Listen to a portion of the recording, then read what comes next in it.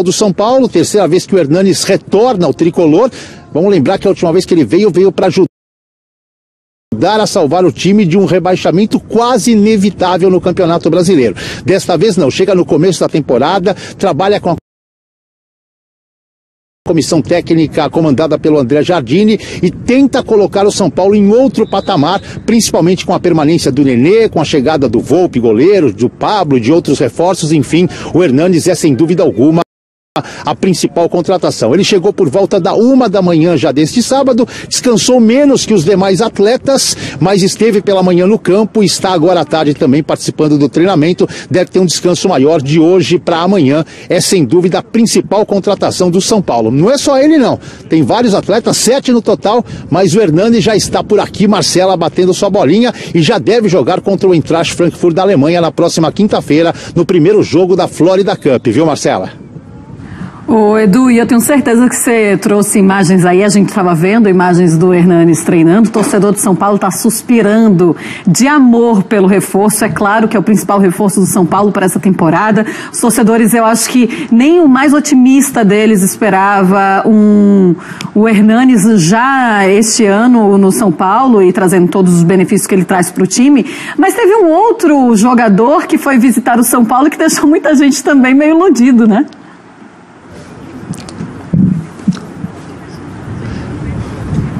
É isso, hoje já no hotel e depois aqui nos campos pela manhã, o zagueiro da seleção brasileira, da Internazionale de Milão, o Miranda, ex-atleta do São Paulo, apareceu por aqui, mas olha, causou um rebuliço a imagem dele no hotel, já todo mundo que está no Brasil printando, o Miranda chegou, o Miranda será o novo reforço, o Miranda será nosso zagueiro, mas infelizmente eu tive que logo que cheguei aqui postar totalmente diferente o pensamento e a vontade do torcedor do São Paulo. Miranda veio apenas fazer uma visita, ele estava em férias nos Estados Unidos, segunda-feira ele retorna para a Itália, conversei com ele até por aqui, ele não quis conceder entrevista, falou, não vou falar nada, mas tive um bate-papo rápido com ele, me disse, volto segunda-feira para a Inter de Milão, me apresento normalmente, disse que, lógico, para ele sempre é excelente saber desse interesse e desse amor que o torcedor de São Paulo tem por ele como zagueiro, mas que neste momento ele tem um contrato com a Inter e que não existe nenhuma chance dele retornar agora para o São Paulo. Mas o Miranda é um cara que sempre que vai ao Brasil, visita o CT da Barra Funda,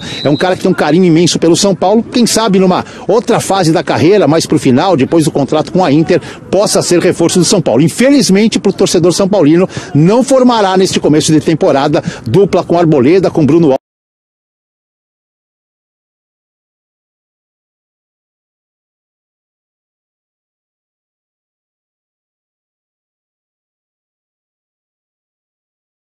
que, vamos colocar assim, ele substitui o Ricardo Rocha, mas não tem a mesma função, nem o mesmo cargo do Ricardo Rocha.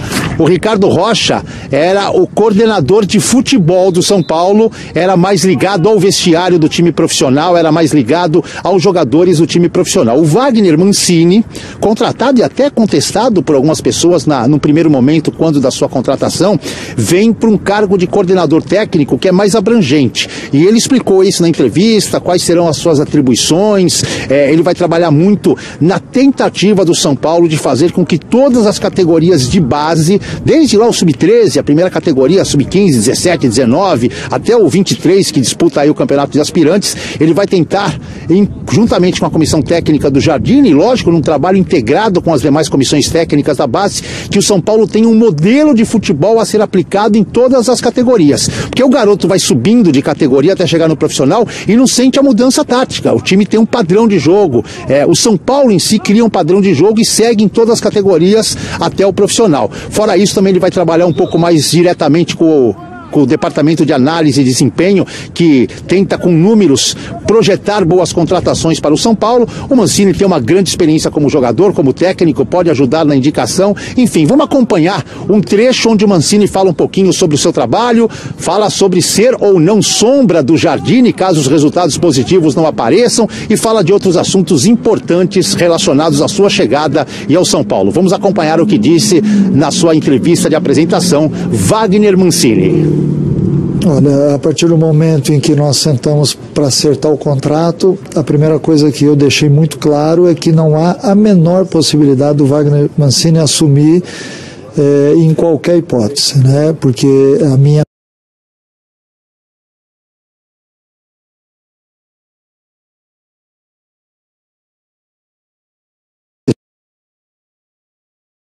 de todos os setores que formam uma estrutura de departamento de futebol de um clube, então não há a menor possibilidade. O Giardini tem o meu apoio incondicional, sabe disso, até porque nós já conversamos bastante, inclusive antes do acerto, ele me ligou falando do seu desejo também que eu fizesse parte dessa equipe, entendeu? Então as coisas elas estão muito claras e eu tenho certeza que vão correr da melhor maneira possível. Olha, o William Farias, eu fui consultado ainda pelo Giardini, nós estávamos juntos no curso da CBF quando o Giardini me perguntou sobre o William Farias. Naquele momento eu ainda não estava certo no São Paulo, havia uma possibilidade, posterior a isso é que nós fizemos o acerto, então eu fui consultado, dei a minha opinião, acho que o William Farias tem tudo para ajudar o São Paulo, assim como outros atletas que estão aí também tiveram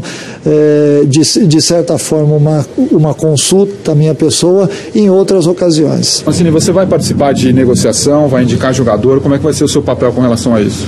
Olha, o papel, eu faço parte de uma equipe que define uma série de coisas, né? A partir do momento em que eu sou consultado sobre tudo o que acontece dentro do clube voltado ao futebol, a coordenação técnica de futebol exige que a minha opinião também faça parte de um grupo que vai analisar tudo sempre.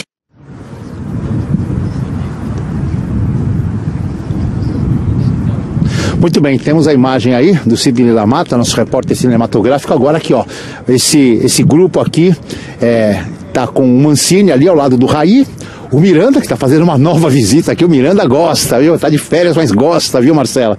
Gosta de um futebol.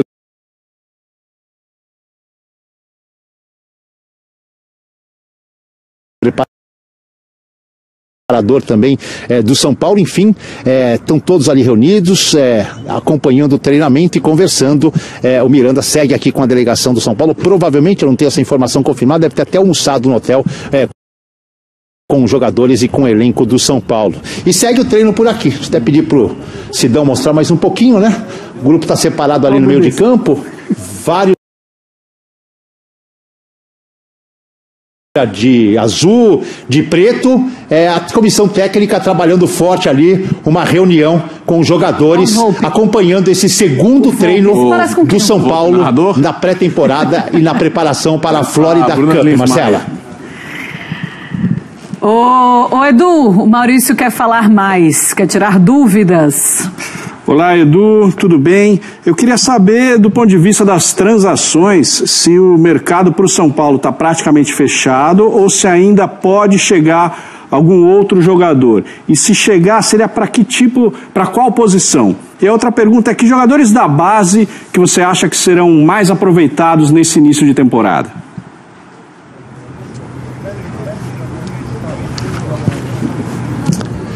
Tudo bem, Maurício? Grande abraço a você. Não, o mercado não está fechado, mas tem muita especulação, né? E isso é comum, né? Tem se tornado, principalmente nos últimos anos com rede social, a especulação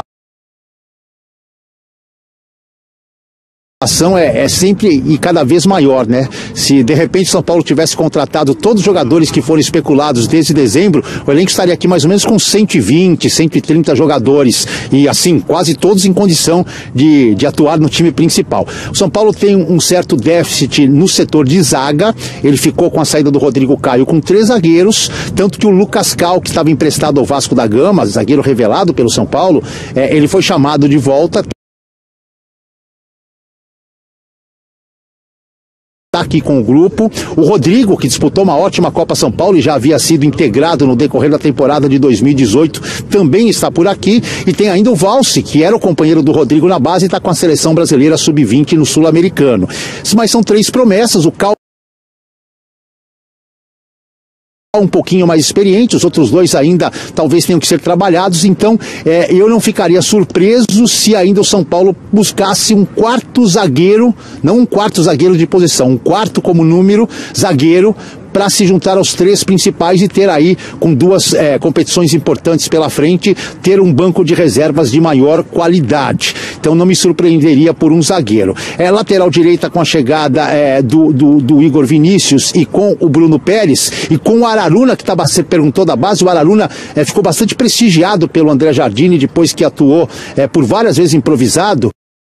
O Araruna é um dos garotos que deve permanecer. Havia muita especulação que ele sairia por empréstimo, mas ele passa a ser até uma terceira opção para a lateral direita. Para a lateral esquerda, o São Paulo tem excessivo número de jogadores com a chegada do Léo. Provavelmente o Edmar pode até ser negociado. O Goiás demonstrou interesse nele. No meio de campo, setor de marcação, São Paulo também está bem seguro agora com a chegada do William Farias. No setor de criação, como eu acredito que o Hernanes vai atuar um pouquinho mais avançado, ajudando na criação, com o Nenê, com o Diego Souza, que também joga na posição, o São Paulo também está muito bem servido. Pode surgir aí talvez mais um atacante de lado para substituir o Rojas, que só volta a partir do mês de agosto. Mas o Birubiru, no primeiro momento, veio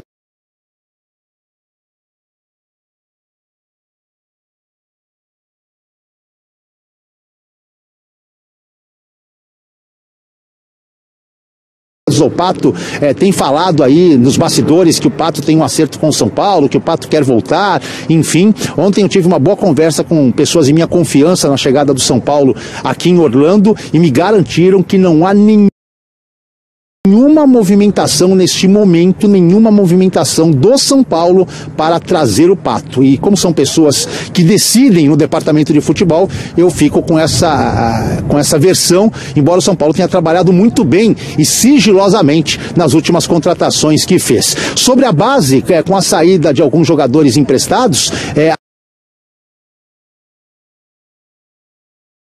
garotos, né? Alguns jogadores que estão na seleção, como o Luan e o Igor Gomes, assim que terminar a participação do Brasil na seleção, serão integrados aqui ao grupo. Vieram os zagueiros que eu disse. Enfim, o São Paulo aos poucos vai integrando a base que foi muito vitoriosa. E aí você tem um técnico, né, Maurício, que fez dessa base muito vitoriosa e que, lógico, tem ânsia de aproveitar esses garotos devagarzinho, sem atropelar etapas no time principal. Edu, Renato. Edu, um abraço, irmão. Tudo certo aí? Seguinte, o São Paulino tem muita curiosidade em saber como esse time vai jogar ano que vem, pela questão do Jardine, por ter um estilo de jogo mais de posse, de mais controle, e a gente acompanha a base aqui nos campeonatos da ESPN e gosta muito desse estilo de jogo. Qual tem sido as tônicas dos treinamentos? O que ele tem cobrado como suporte desse modelo de jogo? O que ele tem buscado dentro dos trabalhos aí que você está vendo?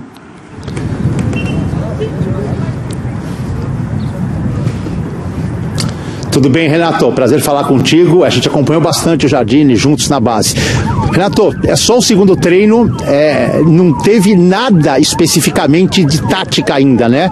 Começa sempre com um trabalho forte físico e esse trabalho de campo, nada tático ainda, mas ainda um trabalho de bola. Mas eu conversei muito com o Jardine, principalmente no final do ano passado, nos últimos jogos em que ele comandou o time, e ele disse que vai impor sim a sua filosofia, que ele não teve como fazer isso no final do ano passado, naquelas 5 partidas, mas que a partir desta pré-temporada tudo ia ser conforme ele gostaria que fosse.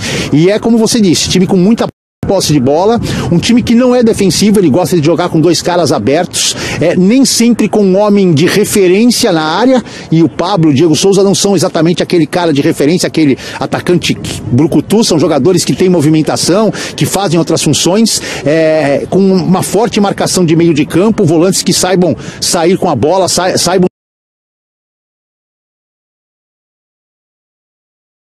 Então a gente pode, assim, com as devidas diferenças de uma categoria para outra, imaginar de São Paulo profissional muito parecido com aquele modelo de São Paulo da base que ganhou Libertadores, foi vice da Copa São Paulo, que ganhou Copa do Brasil.